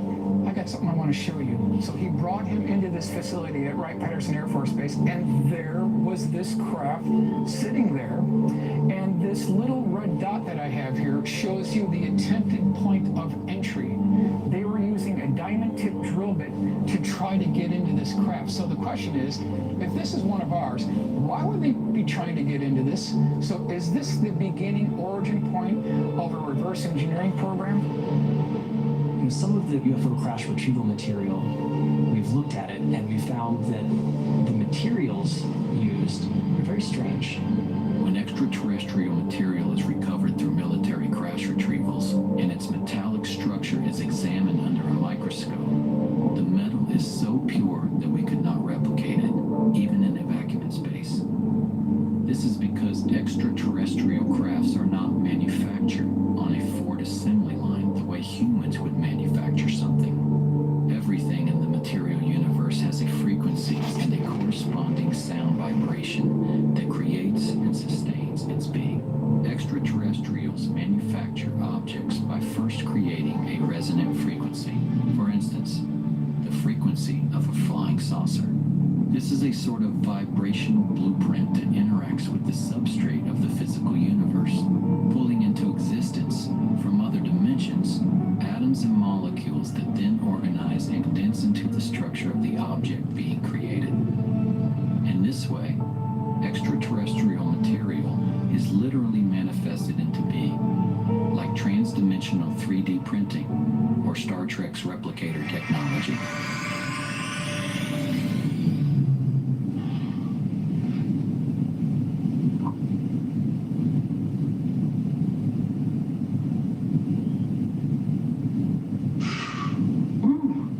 Moving on to 1963. This is a Marine. He was called from Cherry Point, North Carolina, to an undisclosed location, and his job was to guard something there. And when he got to this facility, they opened up these doors, and he saw, propped up on scaffolding, this 40-foot diameter dish-shaped craft that looked like a fat hamburger. It was about 15 feet tall. He noticed that there was a white circle painted on the floor, and his job was to shoot to kill anyone who would try to breach that circle. They were trying 3 ways to get into this craft. Number 1 was a diamond tip drill bit. So we've got two cases of this now. Number two was an acetylene torch. That failed. And then the final attempt was bringing in two 18-wheeler tractor-trailer lowboy trucks that had these very high-voltage generating devices, and they were using a laser to get into this craft. In a previously unreleased interview with aerospace designer Brad Sorensen, Sorensen describes a secret air show that took place at Norton Air Force Base on November 12th of 1988, a classified military exhibit in which so-called alien reproduction vehicles were unveiled. The craft were hovering off the floor with no landing gear underneath and nothing supporting it from above. When asked, where did they get these concepts from, Sorensen states, they said they copied it. By the way, these went all through the solar system. The components, Mercury era, 1959 to 1960s, early 60s. So these were operational. When did we master gravity control, where these were being functionally built by classified projects here on Earth, not extraterrestrial? October 1954. So here we are, riding on the surface of the roads, and cars are belching out garbage and pollution. When I say a lost century, it really is. They were already working on these programs as early as 1948. During the Clinton administration, they were spending $100 million a day on black budget programs. The big question is, has this been integrated into the aerospace industry? And if we look at what the witnesses are reporting, they're reporting similar things across time, across dates, locations. This is March 23rd, 1966. This is Temple, Oklahoma. Primary eyewitness name is Eddie Laxon. He was an electrical engineer. He was working at Shepherd Air Force Base, so he's commuting to work. It's about 5:06 in the morning, and I want to stress that this is not my case. This is an actual United States Air Force Project Blue Book case, and it can be verified through Project Blue Book. So he's going to work in the morning, and all of a sudden, something is blocking the road in front of him. Notices something that looks all the world like a tipped-over bowling pin. It's about 75 feet across. On the starboard side of the craft that you see here, there was an air stair cutout door and a man. I want to stress this was a man. This is not an alien. He was wearing two-piece green military fatigues. He had a baseball cap with the bill turned up, and he was shining a flashlight near the bottom of the steps. Above this air stair door, there was an interesting stinger or spire that tapered back and swept back to the end of the vehicle, and at the end of this spire, there was about an 8-inch diameter sphere, and that's interesting because I keep getting reports from the eyewitnesses of spheres and balls and protrusions and prongs sticking out of these UFOs. And if you look at what the eyewitnesses are describing to us, and you look and examine high voltage electrical equipment, it's a match. I believe I can make a case that the components that people are seeing on these UFOs are off-the-shelf high voltage electrical components. When this gentleman, who was this military green fatigue gentleman, when he noticed that he was being watched by Eddie Laxon, he scurried up this ladder, he slammed this door shut, and then there was a high-pitched drilling noise. This craft levitated off the ground and then took off like a spark on a grinding wheel and made no sonic boom whatsoever. This is back in 1966. Rockets are obsolete. Solid rockets are obsolete. Jets are obsolete.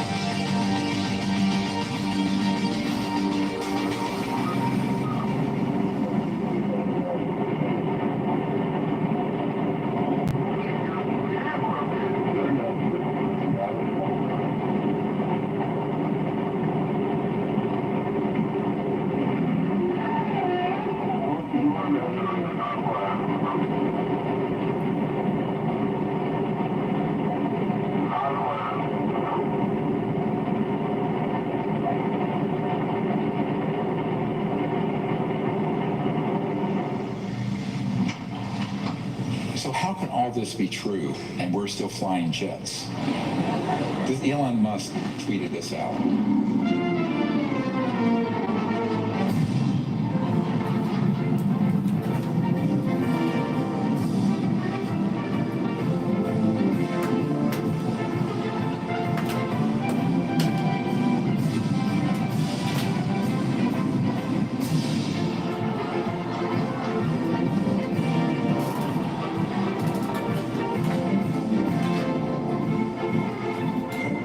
That's all very comical. It's not comical when astronauts I know have friends that died in this, the Challenger tragedy. Flight controllers here looking very carefully at the situation. Obviously a major malfunction. We're awaiting word. They're holding their breath, just I'm sure as everyone else is, in the center of the fire and the smoke. You can't see any form of what was once the shuttle.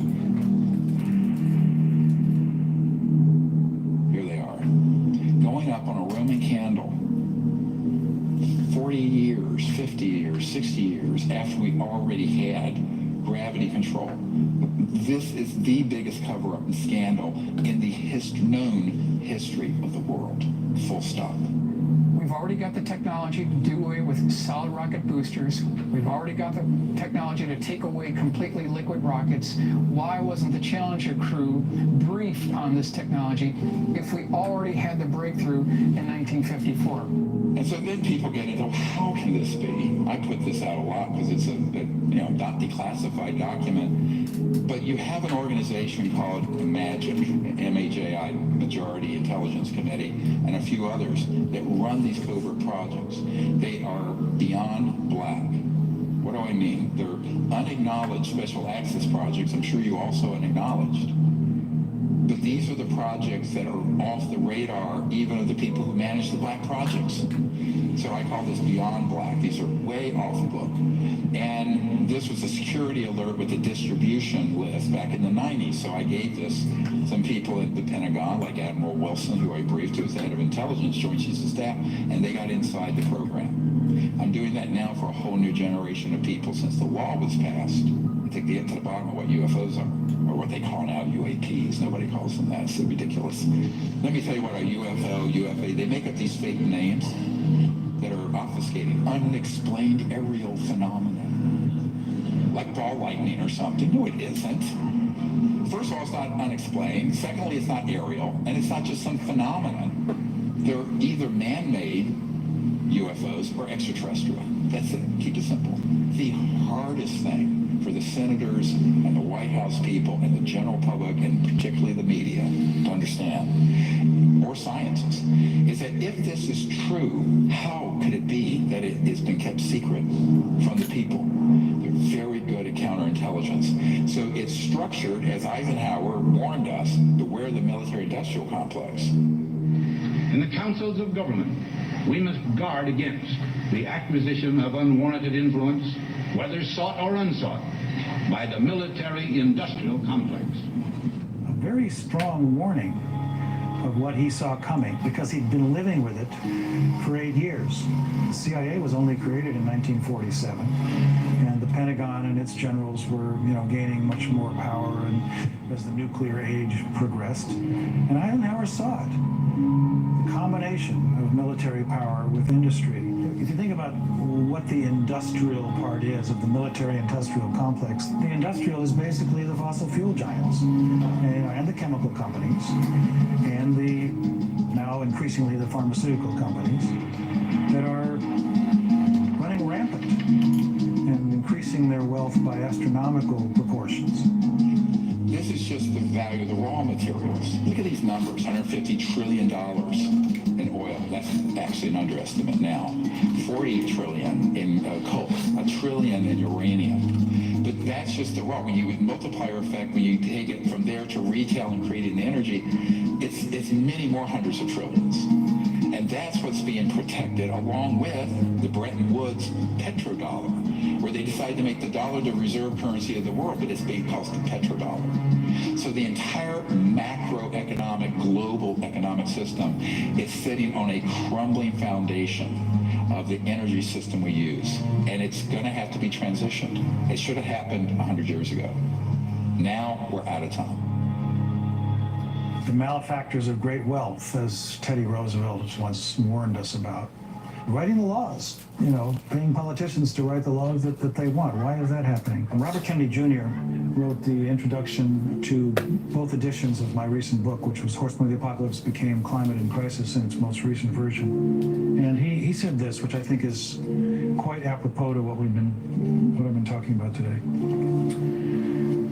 They work together in lockstep, coordinated by Capitol Hill trade associations, lobbying firms, captive agencies, and paid-off politicians to increase authoritarian control, to transform all of us into mindless consumers, to shift middle-class wealth to billionaire plutocrats, and to liquidate our Purple Mountain majesties and our entire planet. They have declared war on democracy and personal freedom. A shadowy government with its own Air Force, its own Navy, its own fundraising mechanism, and the ability to pursue its own ideas of the national interest, free from all checks and balances, and free from the law itself. So get your mind around this. There is the government, constitutional government of the United States. And then there's this other secret government operation, which has more money, more power, more technology. It is a criminal enterprise. It is not sanctioned by the president, and it's not sanctioned by Congress. And yet they're using our tax dollars and are raping the planet and destroying the earth and impoverishing half the planet. That's what we have to fix. We've got at least 109 UFO crash retrieval cases. All we need is one to be correct. And if they exploited the technology associated with these craft and procured that and put it into our aerospace industry, they have made a tremendous breakthrough in aerospace technology that I think that our Challenger astronauts should have been briefed on, our Apollo astronauts should have been briefed on, and we could have avoided all of this obsolete technology, and we could all move forward to that wonderful world and are not basically bound to these oil industries. Some people wonder why we don't know more about this. Why isn't the media telling us what's really going on? We have about 15 billionaires and 6 corporations controlling 90% of the media in the United States. We've got AT&T, Comcast, Walt Disney Company, National Amusements, that includes Viacom and CBS News, and Fox Corporation. They rely on advertising revenue, and that's going to mean they're towing a certain line. This is a CIA document. It was released. I was surprised it was released, and it says that we have a relationship with every major wire service, newspaper, news weekly, and television network in the nation. In many instances, we have persuaded reporters to postpone, change, hold, or scrap stories that could have adversely affected national security interests or jeopardized sources and methods. Here's another part of your Truman Show everyone's been forced to live in. The idea that we have a free press or that we have a free market economy. Pray tell any economist in here, I challenge you, how do we have a free market if the most important scientific breakthroughs of the last 100 years have been ruthlessly confiscated, people murdered, and kept off the market? No, it's a controlled economy. It's a controlled media. It's an abomination, and it's killing the planet. There were days when I wished I had never seen free energy. The amount of pain that you wake up at 3 o'clock in the morning because you can't do anything, and you know that pollution can be cleaned up, and everyone is on the same economic basis. And because you're powering everything with the free energy, you can do really what the philosopher Joseph Campbell said. He said to seek after your bliss. And I think that free energy does it.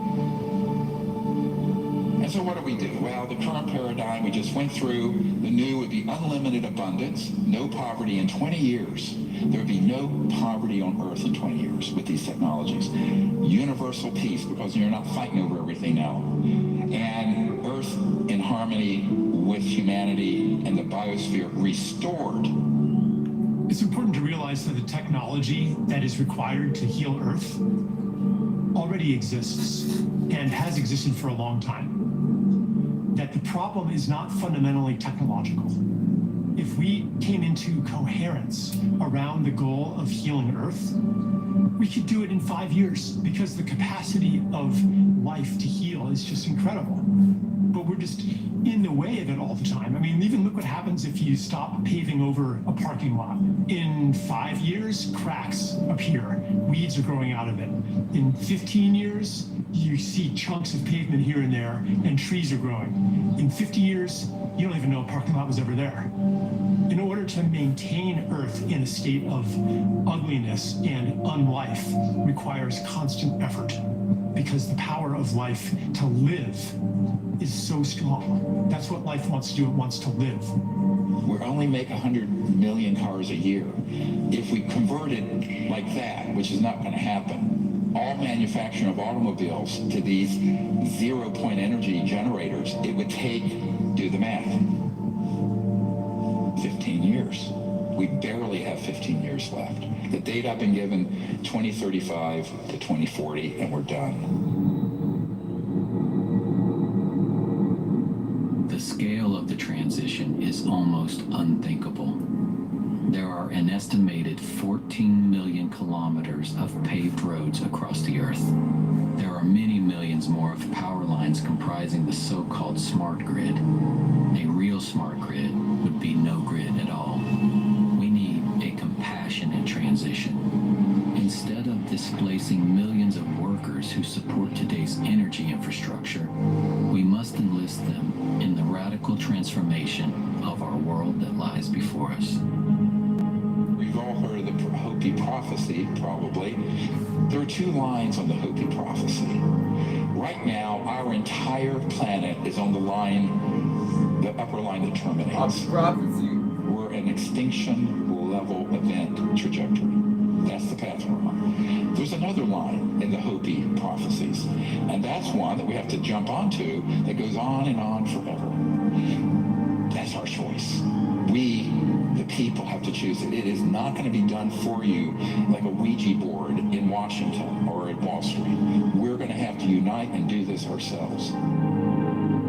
You can imagine a civilization that has figured out the over-unity question as being one in which the centralization of power, and therefore the centralization of the inputs necessary for the growth of civilization, becomes more decentralized. So rather than these power stations that are clustered around big cities, you can have energy generation mechanisms in every home. And this is why it's a new world, because it's a power to the people. And what it means, it's literally not just electric power and energy, but actual political power. And in the industrial era, from the 1800s to now, it's gotten more and more concentrated. This is going to return the power to every village and every person. Even the deserts shall bloom, as it says in the Bible. And in Africa and around the world, they're going to leapfrog past where we are with all this electricity and wiring and power lines and power plants like they did telephones. They went straight to cell.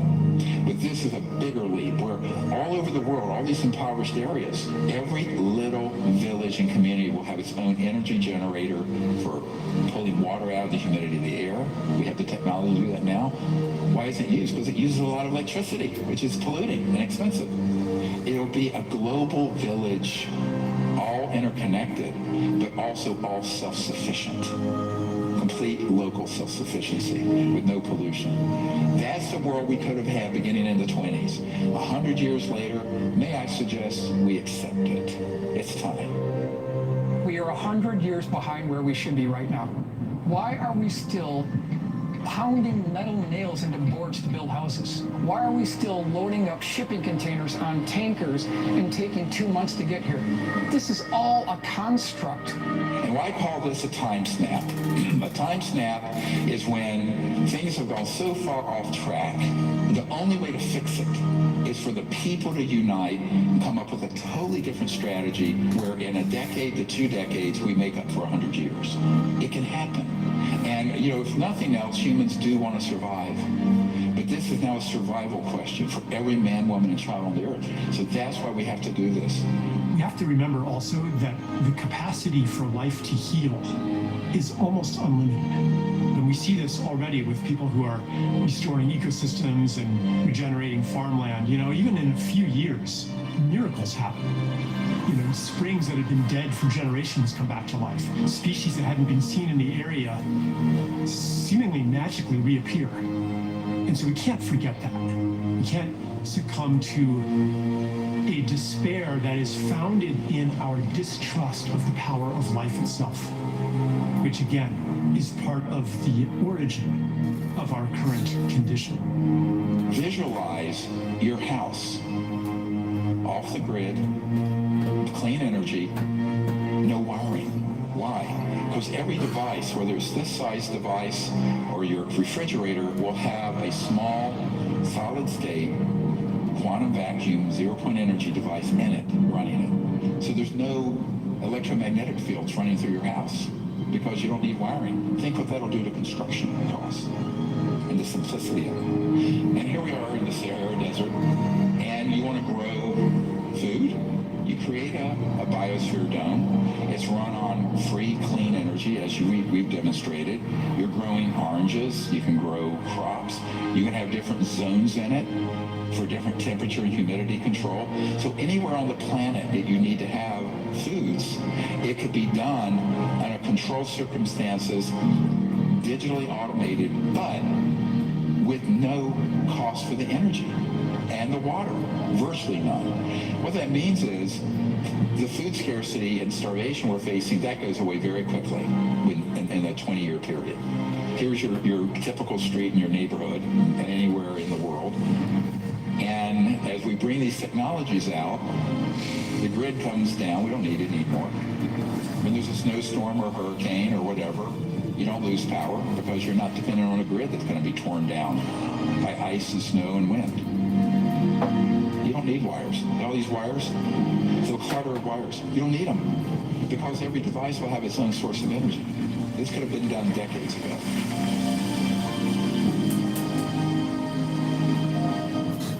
As we bring these out, all these freeways will be replaced. All the lines and power lines will go away. We can float above the surface. And in every city in the world, we're going to see this transformation. Every village in the world. And then we have these cities, you know, eventually where you're just floating, they're guided pathways, you know, the ground is pristine, and then we're going out into space. So everyone remember where our destiny is. Our destiny is not just Earth, it's the whole cosmos. How is that going to be possible? The only way we're allowed to go outside our solar system is if we become a peaceful civilization. Otherwise, it's locked down. You know, we are considered a planet that is dangerous and armed. Each one of us is very invested in the world as it is. We've built careers, relationships, and goals based on a world that doesn't include ETs and anti-gravity and free energy and healing devices and all this cool, abundant stuff. And so we need to understand and really know if we are ready for that investment to be disrupted. So one of the most powerful things that any of us can do is to look in our own hearts, imagine the world that could be, and ask ourselves, are we ready for that? If the answer is yes, then hold that readiness in your heart in all the excitement that it's due. If the answer is no, if there are some lingering doubts or fears or concerns, then go into that. follow that. That's an important thread that you can follow back to something inside of you that needs attention. It's that obstacle that may be keeping us from living in this new world. At Rendlesham Forest in the Air Force Base in 1980, a roughly pyramid-shaped craft landed. You've all heard this account probably, but I'll recount it for you, and the part that's classified you don't know. There were these kind of luminous beings that literally teleported, floated outside this black pyramid and communicated with these Air Force officers. And the ET said, "We are your descendants who have become interstellar, but we are from 500,000 years in the future. And we are now here." They basically materialized time travel to 1980 because this was a covert nuclear weapons facility that, if that had been disclosed, could have triggered World War III. And saying, "You've got to stop doing this. If you stay on this path, we, your children's children's children's children, 20,000 years into the future, we won't exist." That was 42 years ago. So they have been warning these civilizations from other star systems. Some of them are our descendants, not all, but some are. The key thing to remember here is that the fact that that happened is a message of great hope. It means that there is a chance, a good chance, if we reach into our higher consciousness and we go forward with a strategy that isn't based on materialism and greed. This is a massive undertaking, my friends, but I'm convinced we can do it. But we have to completely rethink how we live, how we act, and the whole business model of what we're doing. And if we do that, here's the world we're going to have. We will be remembered as the generation that pulled ourselves off the extinction line of the Hopi prophecy and moved on to the one that goes on forever.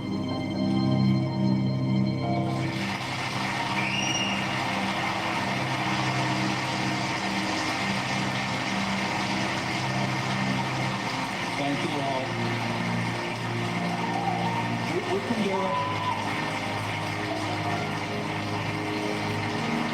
Nelson Mandela once said, "We can do it!" Human compassion binds us the one to the other, not in pity or patronizingly, but as human beings who have learned how to turn our common suffering into hope for the future. We have every reason to have hope. The solutions already exist. If we come together as one human family, we can reclaim our lost century. I wanna be free, so free, like a feather blown through the breeze, like a bird in a tree, like a dolphin in the sea. I wanna fly high, so high, like an eagle in the sky.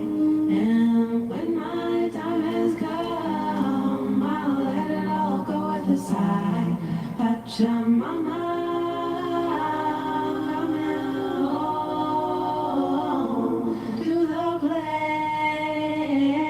Where I belong, Pachamama, coming home to the place where I belong. I wanna be free, be the only being that I see, not to rise and not to fall, be at one with love and all.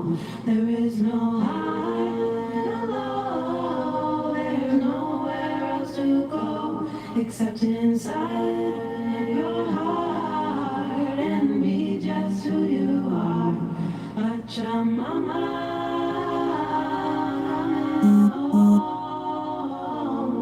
to the place where I belong.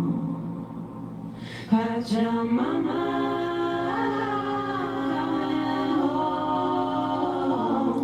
to the place where I belong.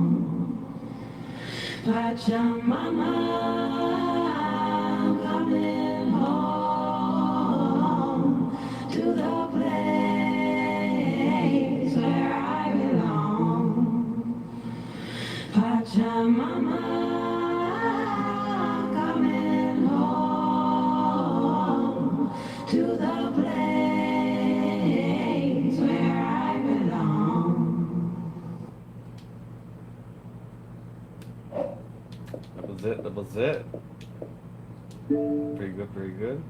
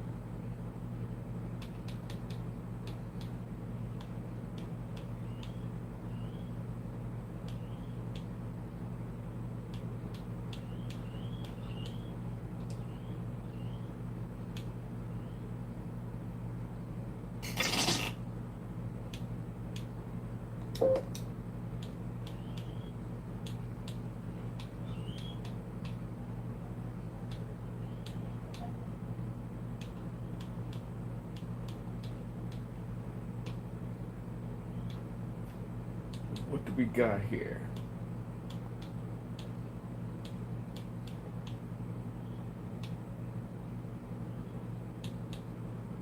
Huh.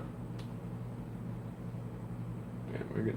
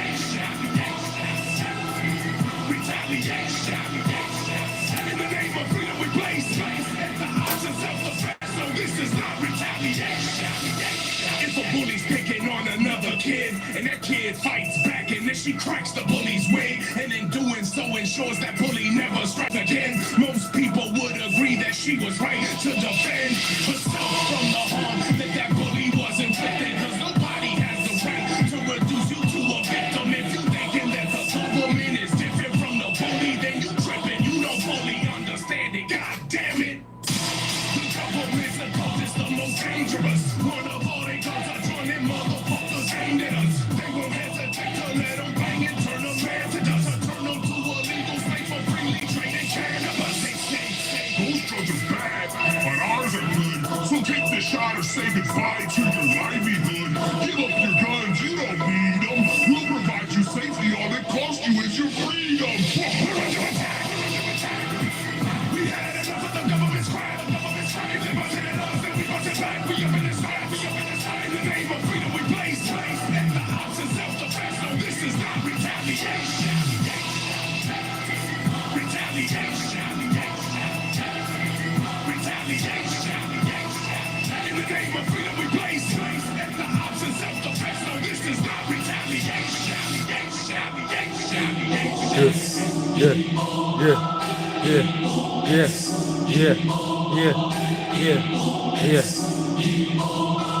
Freedom.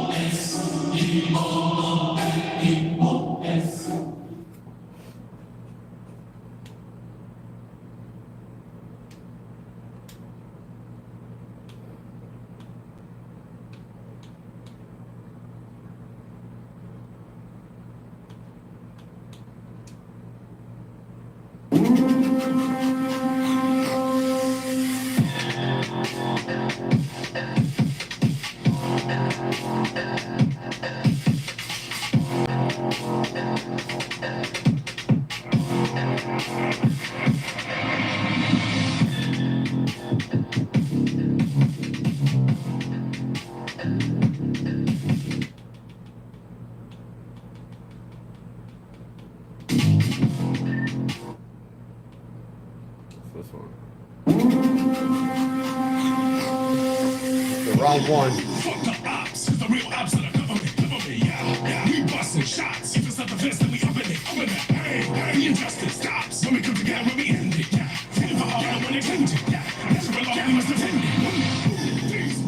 Natural law and natural rights, things that people are paid to do as they please without harming in actual life. If it's survival, then we must strive to cause the least amount of damage to other sentient beings, because that is the meaning of peace. The meaning of peace. Yeah, non-aggression is the principle. I got a question, no, is the question only physical? No, that is rhetorical, based on historical evidence. We should take caution from every form of aggression, like death, exploitation, coercion, extortion. Fuck the police and the unjust laws that they be enforcing.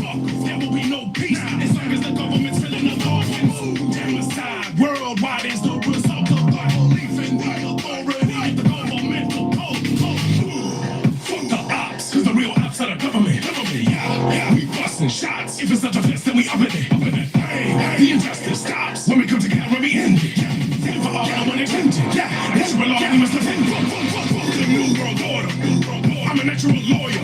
I swore to defend the rights of men and women and all the little kids and everything on the earth. Okay, let's live it because our rights all God given. Perfect. Nobody in a position to qualify to make a decision. No determines the fate of any sentient creature. But if you worship the state, just pay attention. I'll teach you that the government objective, morally and ethically, has no authority on us because we are free and inherent. So here's my proposition. Fuck the opposition. Fuck 1% and all that broken pulpit politicians.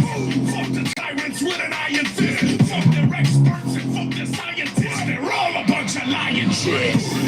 Fuck the ops, cause the real ops are the government, yeah. We busting shots, if it's not the best, then we up in it. The injustice stops when we come together, when we end it, yeah. Fighting for all when it ends it, yeah. Natural law, we must defend it, yeah. Fuck the ops, cause the real ops are the government, yeah. We busting shots, if it's not the best, then we up in it. The injustice stops when we come together, when we end it, yeah. Fighting for all when it ends it, yeah. Natural law, we must defend it. It's time we all realize that the ops are not our sisters and our brothermen. Much love, Junior. The real opposition is the sick and twisted government. Yeah. The Lotto, GBGC. Fucking big. Freedom.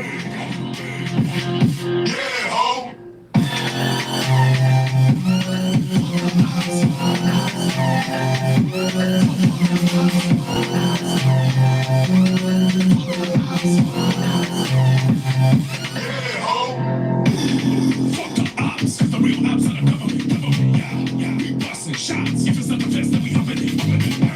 The injustice stops when we come together, when we end it, yeah. Fighting for all when it Unity. natural law, we must defend it.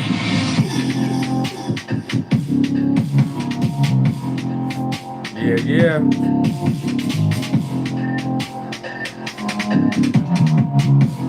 Much love, everybody. Calling it out. Freedom for everybody. It was just a movie stream, a little bit of music, and that's it. Documentary just came out. It's brand new documentary. Much love, everybody.